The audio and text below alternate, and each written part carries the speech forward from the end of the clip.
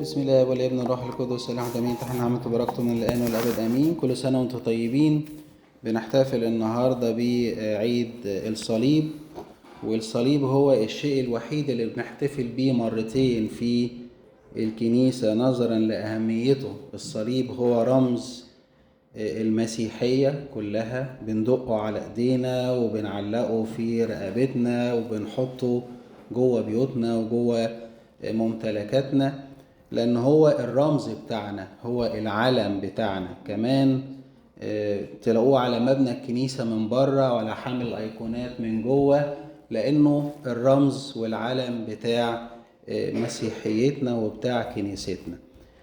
العيد الأساسي هو النهاردة في 10 برمهات، تذكار ظهور الصليب المقدس على إيد الملكة هيلانا.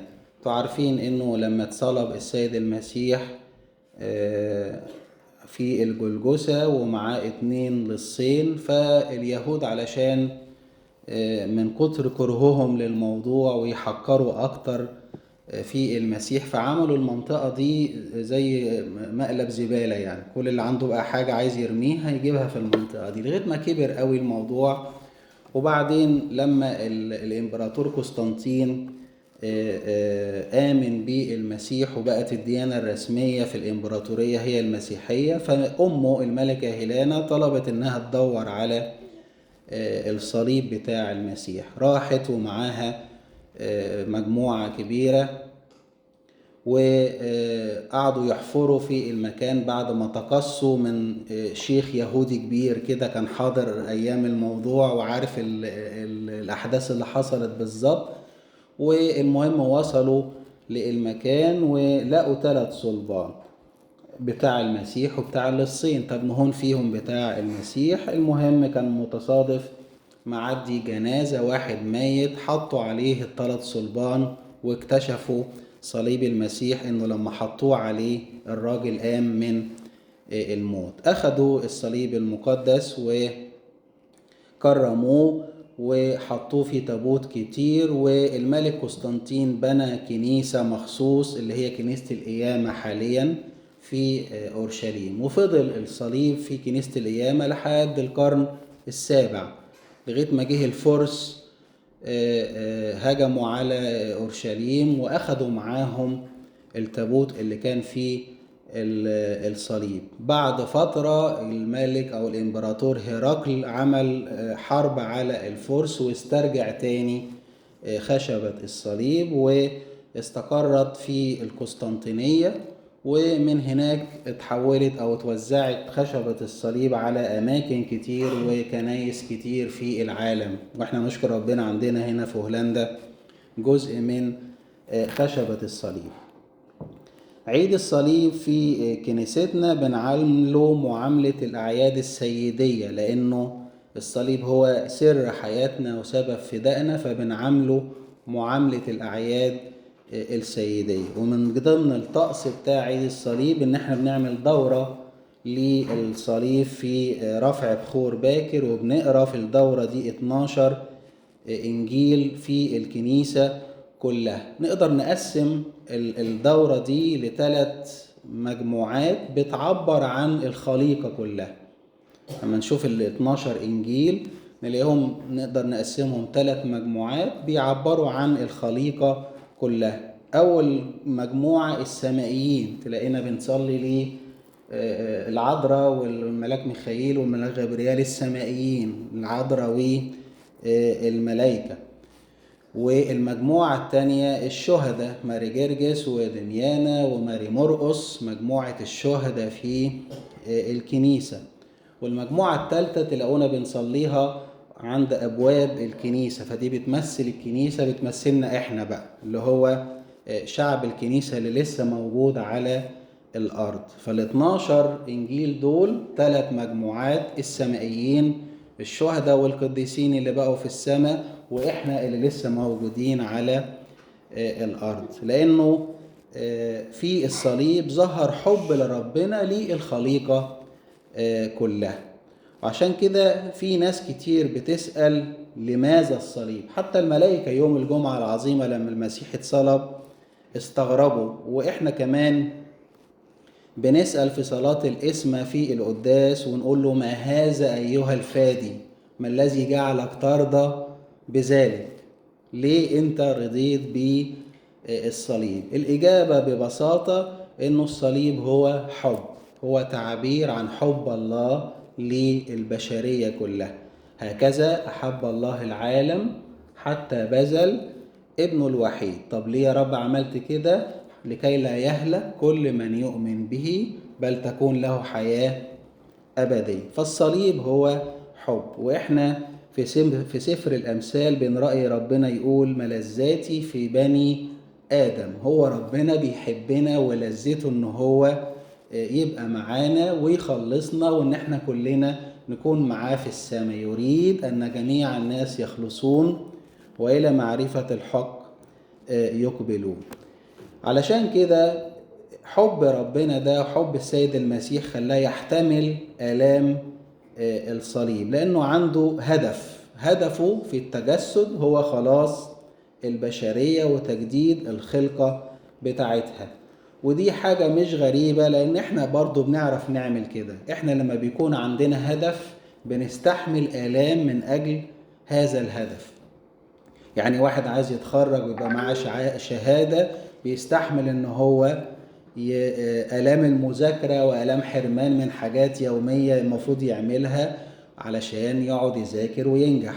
حد عنده هدف ان مشروعه او شغله يبقى افضل واكبر، فبيستحمل آلام ان هو يقضي وقت اطول في الشغل، ان هو يتعب في الشغل اكتر. حد عنده هدف انه يربي ولاده ويخليهم احسن ناس في الدنيا، فبيستحمل آلام ان هو حاجات كتير يستحملها علشانهم، وألمات كتير وصعاب كتير يعدي بيها علشان من أجل تربيتهم. وهكذا كلنا بنعرف نستحمل الألم من أجل إن احنا قدامنا هدف.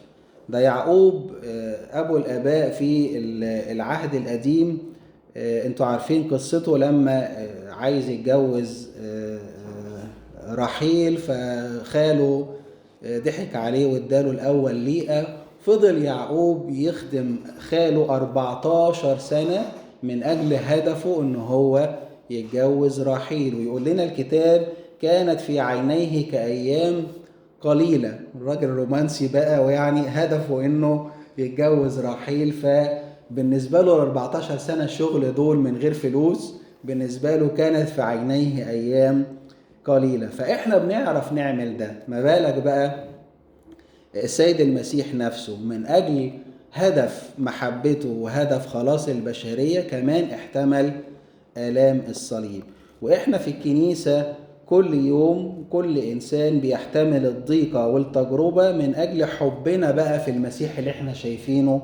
احتمل كل ده من أجل حبه لينا ومن أجل هدفه لخلاصنا. نحن نحبه لأنه أحبنا أولا. ورجائنا في كل ضيقة احنا بنستحملها هنا على الأرض إنه يبقى لينا المكافأة الأبدية في السماء.